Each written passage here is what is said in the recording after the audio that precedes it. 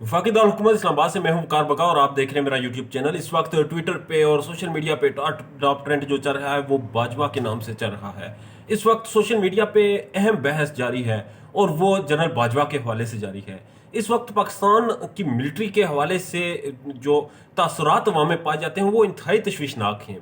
हमने देखा माजी में जो लोग पाकिस्तान की आर्मी के हवाले से नारे लगाते थे, सोशल मीडिया पे पोस्टर्स लगाते थे, अपने नामों के साथ मिलिट्री के अपनी तस्वीर के साथ मिलिट्री की अहम शख्सियात की तस्वीर लगाते थे और समझते थे कि अगर किसी फौजी का नाम, किसी फौजी का फोटो उनके नाम फोटो के साथ जुड़ जाएगा तो वो अमर हो जाएंगे। आजकल हम देख रहे हैं कि वो लोग आर्मी को गालियां दे रहे हैं, प्रैक्टिकल गालियां दे रहे हैं। जलसों में, धरनों में, मुजाहरों में बैनर्स उठाए जाते हैं और आर्मी को टारगेट किया जाता है। आर्मी की आला अहदेदारों के नाम लिए जाते हैं मां सिवाय एक शख्स के। वो शख्स साबिक DGISI जनरल फैज हमीद है। तासुरात ये मिलते हैं कि इसके पीछे भी कोई लॉबिंग है, इसके पीछे भी कोई लोग हैं जो इस तरह के मामलात के पीछे उसको सपोर्ट कर रहे हैं। हमने देखा कि माजी में हमेशा गैर मुल्की एजेंसीज हो गई, उनमें रा, IS, उसमें मोसाद, CIA, MI6, सारी एजेंसीज उसमें ये इन्वॉल्व रहती हैं। पाकिस्तान की मिलिट्री क़यादत के किरदार कुशी के हवाले से, एजेंसीज के खिलाफ प्रोपगंडे के हवाले से।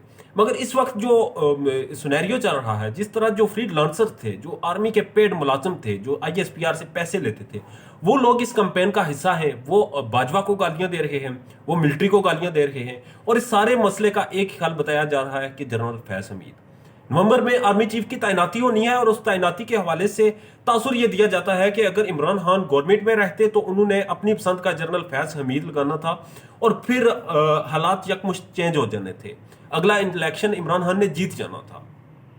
सिविल सुप्रीमेसी की जो बात करते हैं, जो ये बात करते हैं कि सिविल जो गवर्नमेंट है इसकी सुप्रीमेसी हो, सिविल गवर्नमेंट के पास इख्तियारात हों और सारे मामलात सिविलियन चलाएं, वो इस बात को कहते हैं कि जनरल फैज हमीद को होना चाहिए। ये यहीं पे ये दो तासुर मिलते हैं कि अगर आप सिविल सुप्रीमेसी की बात करते हैं तो आप फिर एक आर्मी चीफ का मुतालबा और एक आर्मी चीफ को इतना वजन क्यों देते हैं।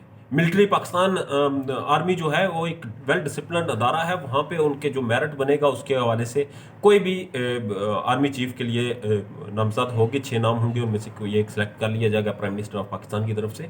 अब तासुर ये दिया जाता है कि जो शख्स इमरान खान आर्मी चीफ लगाना चाह रहे थे, शायद वो लगता तो हालात बदल जाते। एक बात नशीन कर लें कि आर्मी का कोई भी जर्नल हो, कोई भी शख्स आर्मी चीफ लगाया जाए, कोई उसे अपॉइंट करे, ये हरगिज नहीं होता कि वो उसका वफादार बन के रहेगा, वो उसकी बातों पे आमीन कहेगा। हमने माजी में देखा जिस तरह से भुट्टो जिया को लाए और जिया ने ही भुट्टो को फिर उनका अंजाम किया। और इस तरह से हमने ये भी देखा कि जब मुशर्रफ तौर में जब नवाज शरीफ मुशर्रफ को नामजद किया उन्होंने और फिर नवाज शरीफ के इक़्तिदार का खात्मा भी मुशर्रफ के हाथों हुआ। उसके बाद हमने देखा कि जनरल बाजवा को भी मुशर्रफ लाए और नामजद किया और उसके बाद उनको भी, वो भी सड़कों पे ये कहते हुए हमें नजर आए कि मुझे क्यों निकाला।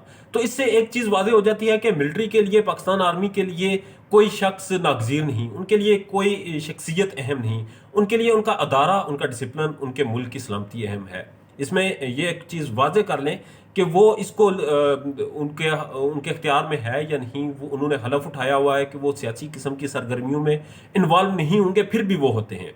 मगर इसका एंड ये होता है कि मुल्क की सलामती। अब मैं किसी तौर पे भी ना इस चीज़ का प्रचार करूंगा कि आर्मी को सियासत में होना चाहिए और ना मैं इस चीज़ का प्रचार करूंगा कि आर्मी की ओहदेदारों को गालियां देनी चाहिए।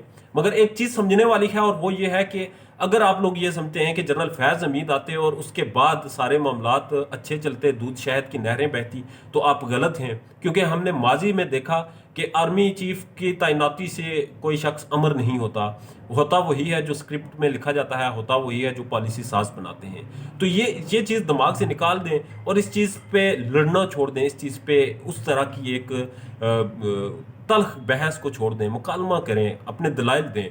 और जहाँ तक मिलिट्री के उस हलफ की बात है तो मैं ज़ाती तौर पे इसके हक़ में हूँ कि ये मुनाफ़क़त ख़त्म होनी चाहिए कि मैं सियासत से दूर हूँगा, मैं इक़्तिदार की जंग में नहीं पड़ूंगा। मिलिट्री का जो हलफनामा है उसको तब्दील कर देना चाहिए आर्मी का, और उसमें ये वाज़े लिखा होना चाहिए कि मैं मुल्क के मफाद के लिए सियासत में आऊँगा, मैं मुल्क के मफाद के लिए मुल्क संभाल लूँगा। जो होता आया है, हमने माजी में देखा क्योंकि ना तो एक्सटेंशन का मामला कोई और करता है और ना ही आर्मी चीफ की तैनाती का। ये वही करते हैं जो इसको पिछले 75 सालों में करते आए हैं। तो ये जो हलफ है ये अवाम की आंखों में दूर जोंकार और खुद को कम साबित करने का कोई इसका खास मकसद नहीं। इसको तब्दील होना चाहिए, गालियों का कल्चर बंद होना चाहिए, नफरत फैलाने का कल्चर बंद होना चाहिए। और वो जो पे रोल पे लोग थे जो आर्मी से पैसे ले रहे थे, वादे तौर पे मैं बताता हूँ, मैं बेशुमार लोगों को जानता हूँ जो पैसे लेते थे और आर्मी के साथ काम करते थे, आईएसपीआर के साथ, वो इस वक्त उनके खिलाफ हैं।